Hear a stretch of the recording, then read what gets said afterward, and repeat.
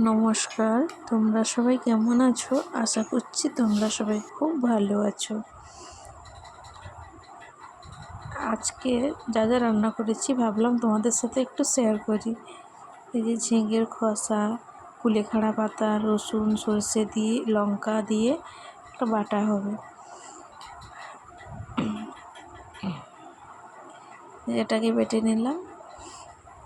আর হবে রুই মাছের ঝোল, সব কিছু গুছিয়ে নিয়েছি। যা যা লাগবে রান্না করতে সুবিধা হয় আগের থেকে সব কিছু গুছিয়ে নিলে। আর হবে এই ছোটো ছোটো মাছ, নদীর মাছগুলো, এগুলো বাটি চচ্চড়ি। আর হবে ঝিঙে, আলু, চিংড়ি মাছ দিয়ে পোস্ত। ব্যাস, এগুলোই আজ আমাদের বাড়ির রান্নাবান্না।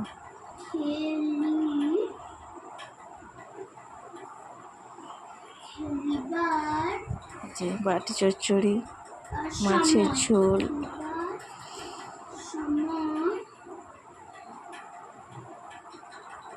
ঝিঙে মাছ দিয়ে পোস্ত, আর হচ্ছে ঝিঙের খোসা বাটা।